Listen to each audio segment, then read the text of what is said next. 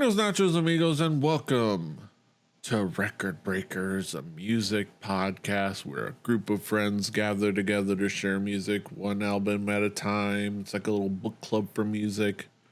Fun time had by all. I'm Petey Rave, reminding you to not let any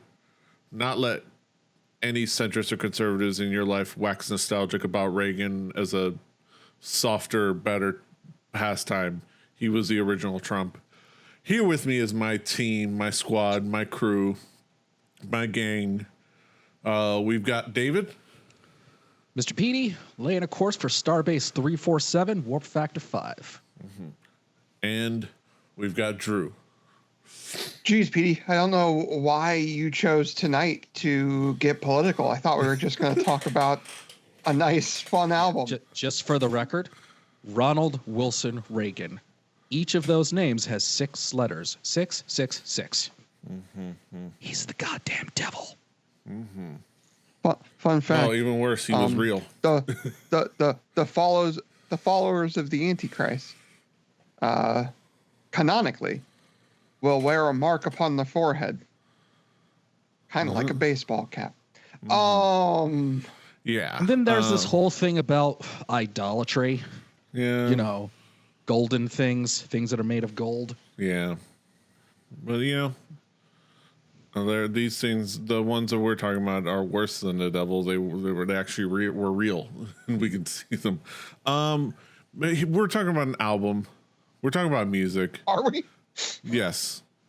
But because these are all what music is. Music has always been political. People. Of course it is. You're telling me art speaks on things?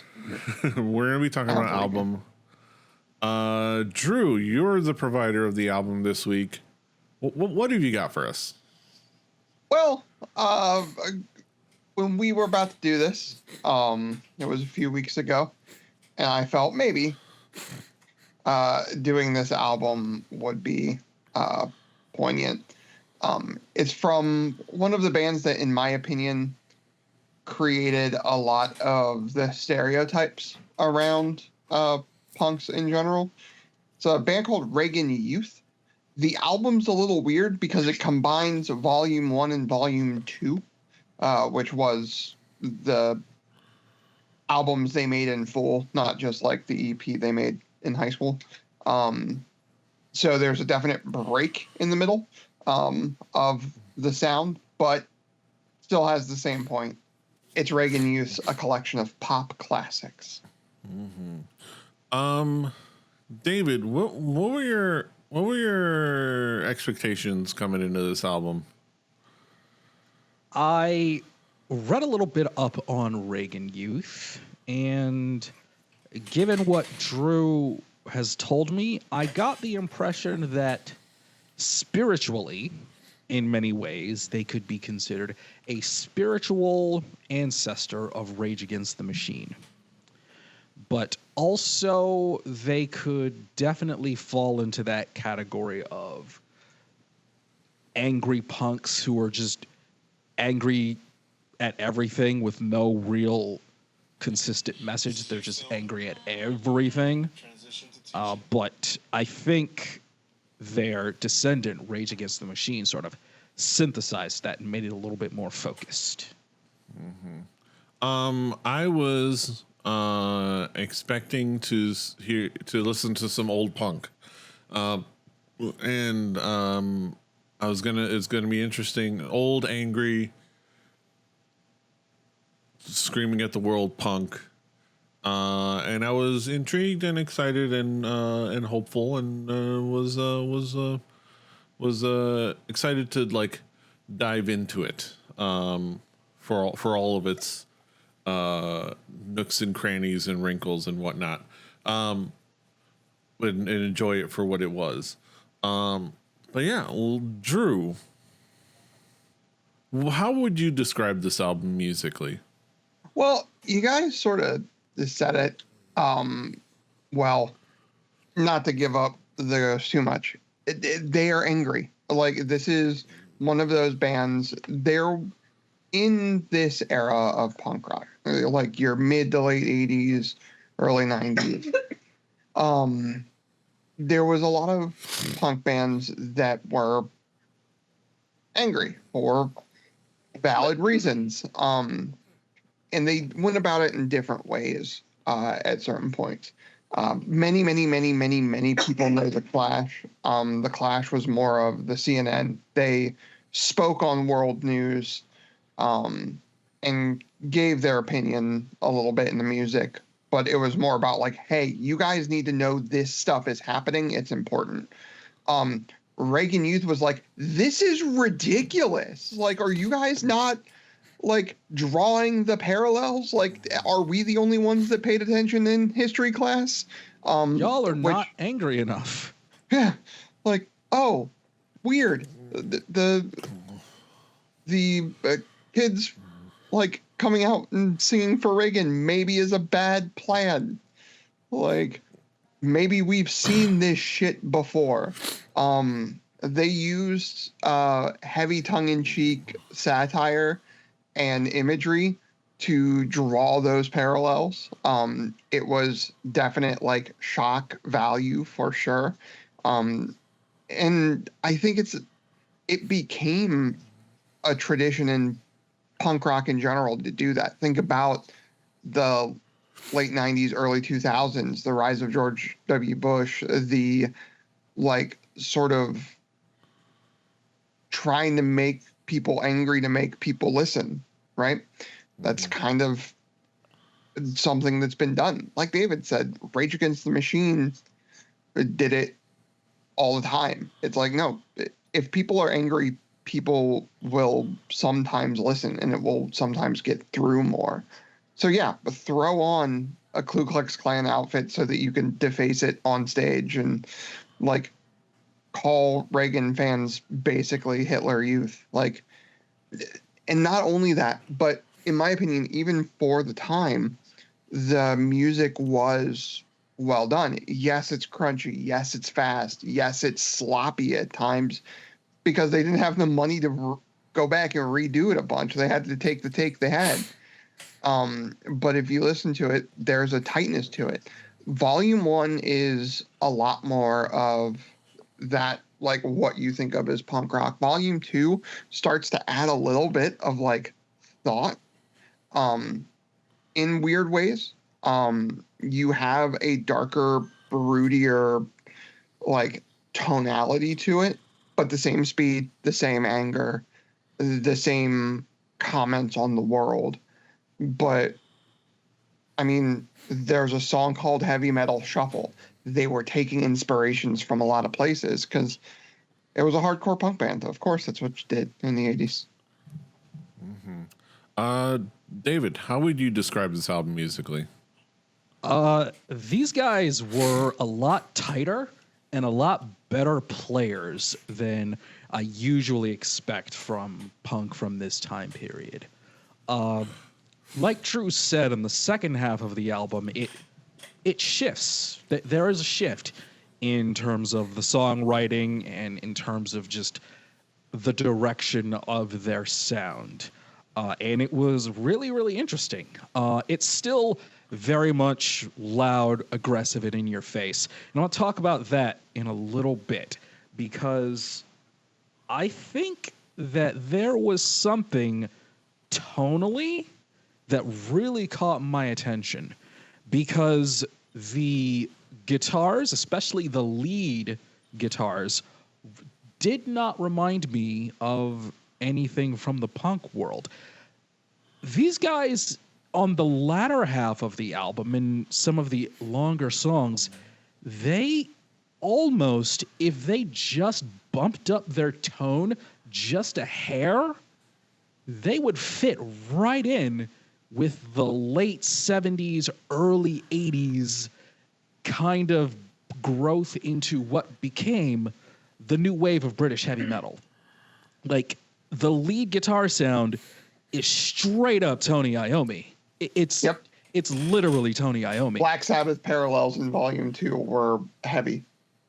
Yeah, absolutely they were.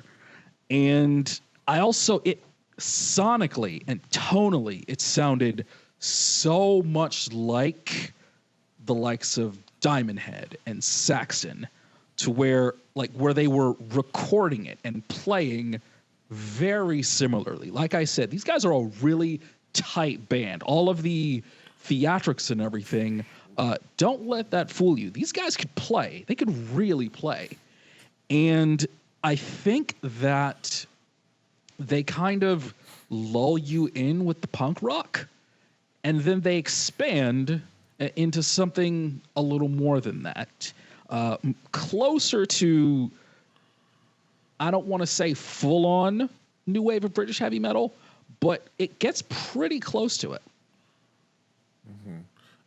Yeah, this is like has been said, a tale of two albums.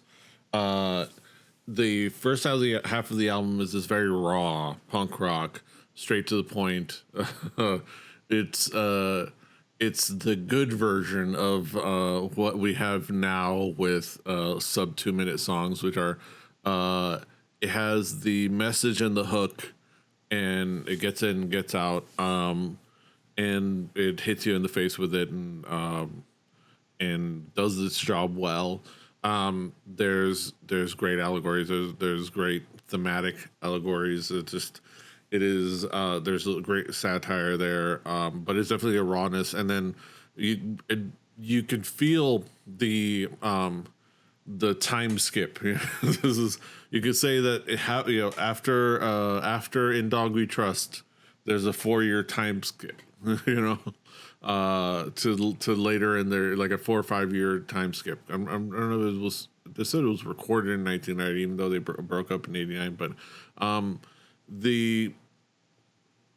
you can see you can feel a time skip, and you can feel a building on their skill. And like has been said, the second half is when they discover guitar solos, and it's an interesting kind of like shift, and it reminds you that this is like two albums kind of just stacked on top of each other. It's like if you had just had those two albums and you're in a multi-disc CD changer, and it just went from one album to the next. It's an interesting thing. But yeah, and when it gets into the latter half, you see you feel that growth in musicality, that growth in performance, the growth in like production quality, but it's still anarchic. It's still hardcore. It still has a fist that it wants to embed in the faces of bigots and assholes and fascists. And it will do so with guitars, and and it is very very tightly performed, but it definitely is old punk. And I think like as much as like it is really tight, really well performed, it is old punk, and you're gonna have to come in with a healthy appreciation for being able to listen to old punk, and because old punk is great if you can kind of just accept it for the crazy, crunchy, fun, intense, important thing that it is. But if you like a band who had no money, yeah. If you like a band that is dripping with snark and sarcasm, yeah, Reagan Youth. Snarkasm, if you will. Nice. Yeah, let's get into the specifics before I bleed into my conclusion, as I almost did. Let's talk about some key tracks. Drew, what would be some of the key tracks for you? Well, for me, one, the Hitler Youth Reagan, like Young Republicans parallel to start off right from the jump. To me, it weirdly timeless. That song. then there's Degenerated, probably the song I think a lot of people our age have heard, courtesy of a band taking a radio station hostage in the movie Airheads. This was the song they played in the prison scene at the end. And it's the punk rock song about, oh, this guy is living his life just watching TV, drinking too much, and he's not actually like, he's just getting through life just barely, and is worse off for it because he's not thinking. Which, knowing how some of the members of this band ended up, is life imitating art in some ways. Mm-hmm. Jesus was a communist.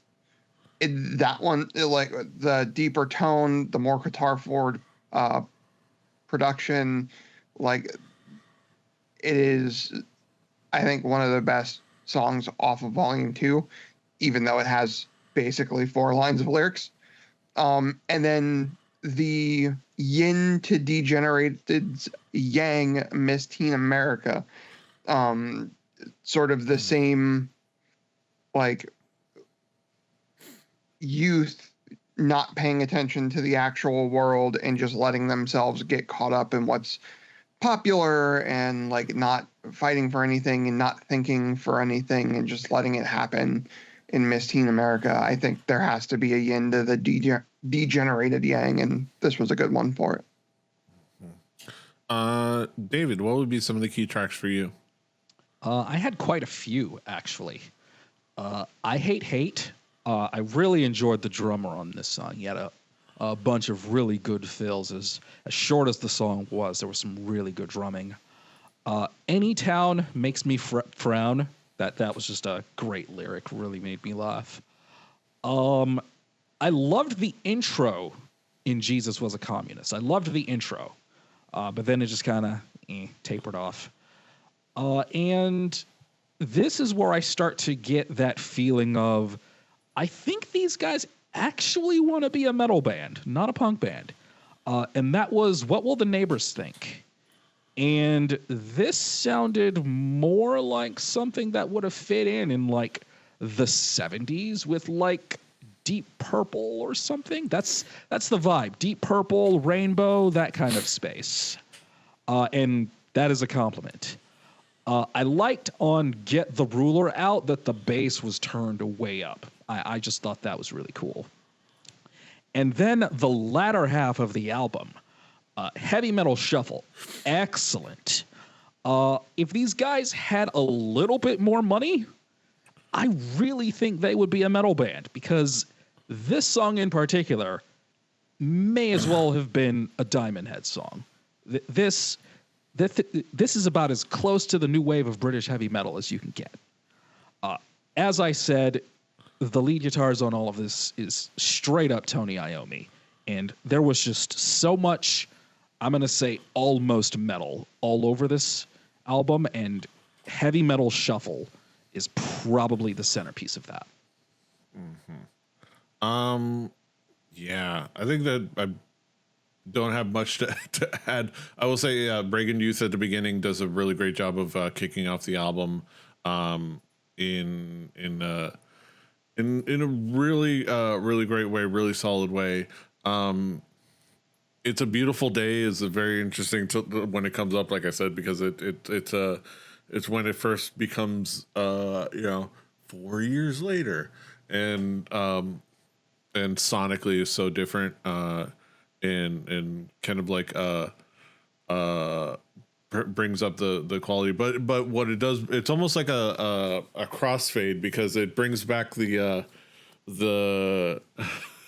New York skit, the New Yorker skits of the you get the hot dogs, Hey, I'm walking the barbecue, and it's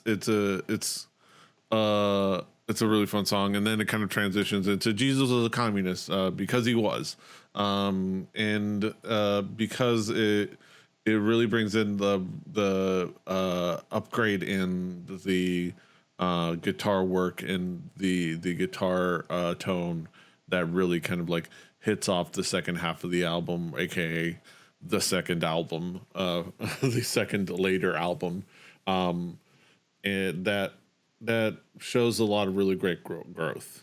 But yeah, let's bring it back around the horn. Talk about some conclusive thoughts. David, what would be your conclusion at the end of this album? I wish these guys spent a little more money on their equipment. I think that if I could, I would go back in time and give these guys albums from the following bands: Diamond Head, Saxon, and some early Iron Maiden and some early Def Leppard. Because I think that's what they wanted to sound like on the latter half of the album. I think that's what they were going for. Maybe some Venom, too. Maybe some Venom. Mm-hmm. They were a really good band. They had a message. They had showmanship. They played really well. This was a really good band that I think may have miscast themselves. But I think this was a really fun album, and I think this was a really good band. Mm-hmm. Yeah, I mean, you can definitely. I think this album is a really good showcase of a particular sound. They were a really good, really fantastic punk band that had some great influence, and I can only imagine that they probably had those records, and it was on purpose in very similar fashion to how the Ramones cultivated their punk sound by basically trying to do the Beach Boys and surf rock. They were doing 70s, probably taking those influences from the music that they grew up on or spent their teen years on, and putting it into their sound, if not a quite as refined version, but a loud, boisterous, raw version of it. Which who knows what could have been had they either continued or ventured in a different path. But what we got was important and good, and it is well performed, and we can appreciate it for what it was, and it just lives there as what it was.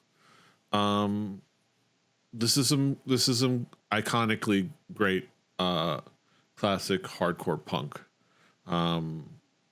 that is now, and let's just say it is now it is continuously relevant. Because my conclusion really is they were saying it before. Everything that we suddenly are discovering now has been going on since then. There was a Nazi rally in Madison Square Garden before Pearl Harbor. There was an American Nazi party then,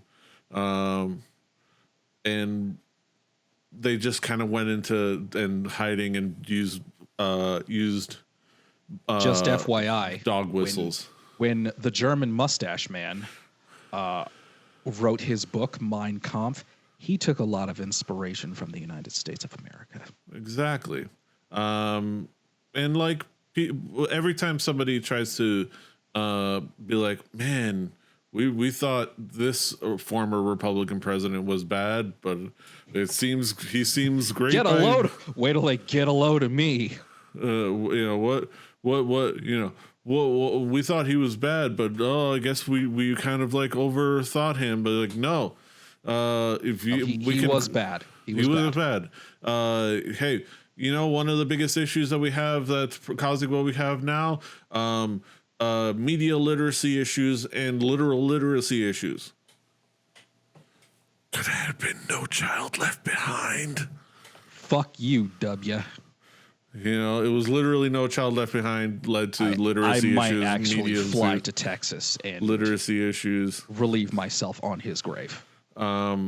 and all of those things, which were, and you know, and really, really also in retrospect, I'm really appreciating what the first English professor I got when I started in college in like back in 2001 was really talking about when he kept saying that Bill Clinton was a Republican. This is like this. But has he been, could get laid. It's like, it's what I'm saying is, hey, we're just laying out all our political thoughts here because we don't want to hide that, and we don't want to be apolitical, and we don't want to be a safe space for anybody that sucks, like TERFs, bigots. I'm wearing a Star Trek uniform right now for the audio listeners. I'm wearing a Star Trek uniform right now. So that's not a joke. This is not a safe space for y'all. This is transphobes, TERFs, bigots, homophobes, Nazis. You will get blocked, just like on Blue Sky. And really, we don't really like any of you centrists either. But they're just asking questions. Yeah. All right, moving on. Now that we've filtered out and pissed off as many people as we could, like Reagan Youth tried to do. If centrist meant anything anymore. Yeah. Classical liberal. Drew. You just like Trump and want to get laid. Drew. That's Drew, what centrist means now. Yeah. Like, I'm a free thinker. But yeah, Drew, what would be your conclusion on this album and life and whatever? well, few things. This album, like I said, was volume 1 and 2 combined, which are very, very different albums. Volume 3 is in the works. It was completed partway through this year, before the passing of Paul Bacchia, aka Paul Cripple, who finished most of his parts before he went into hospice care. And it is a concept album, sort of about the life and times of Dave Insurgent, the original lead singer who, as I alluded to earlier, had a rough life in the 90s, had a rough go of it, and ended up committing suicide. And so they were putting that together as a volume 3, and then Paul died. So it will be their final album once it gets finished. The thing about Reagan Youth and the thing about punk rock in general, and there's been a discussion on a few forums about this lately, is the idea of what is punk really. Yes, the music is a big part of it, obviously, but it's more so the attitude. It is more so the ideas. It is more so the fact that there's a guy that I'm not a huge fan of all the stuff he does, but he put it really well. Guy on TikTok said, "Punk rock is for everybody unless you're not for everybody." And then they are definitely not for you. It is a thing where I think there are parts of, we've reviewed Chappell Roan and Lady Gaga, and I think there are parts of their attitude that could be considered punk rock. Reagan Youth is the sound and the attitude of angry 80s punk rock. If you think you know that sound, it's probably because of Reagan Youth. And it's probably because of volume 1 and 2. Yeah, and those are our thoughts on Reagan Youth's collection of pop classics. Now we get to the main event of the evening, the moment we've all been waiting for, our Haiku Reviews, where we sum it all up in poetic form with the 575. Let's get down to the nitty gritty. Down to the nitty gritty. Haiku numero uno. David, what is your haiku? They're funny and loud. Sure. It's a good punk album. They could go harder. My haiku. Some New York punk kids screaming out into the world, Reagan was Hitler.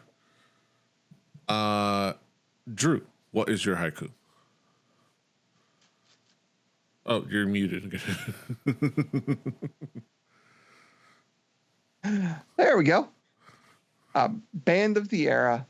The anger was coupled with shocking satire. There you go. Those are our thoughts on Reagan Youth, a collection of pop classics, and you can of course find it on our Spotify playlist and our YouTube playlists. Play Record Breakers, the home game. Do your due diligence and your due diligence. Following along at home. On those playlists will be next week's record, and it's going to be provided by me. I'm going to go completely different way, but kind of like it connected a little way because they do consider themselves the leaders of the new school. So people speaking for leaders of the new school, leaders of new something like that. Kind of, it's translated from their actual name, new school leaders or leaders of the new school, because we're talking about Atarashi Gakko and their album AG Calling. I honestly thought you were talking about the hip hop group. Yeah. We could have heard 19-year-old Busta Rhymes. Yes, that would have been fantastic. But we're gonna listen to some Japanese gals singing some wild, fun, really well done pop music. But yeah, that'll be next week, and this is this week. And you can of course find us all over the internet: rebelli.net, recordbreakers.fun. Rebelli TV on YouTube for all the VODs episodes and pre-recordings, and Rebelli TV on Twitch to watch us live, hang out with us, and to watch all of our other streams and other shows. Like, share, subscribe, do all the things. Until next time, hasta los huevos. To Delu. You were muted again, Drew. Son of a bitch. Am I really? Now you're good. Weird. Fighting.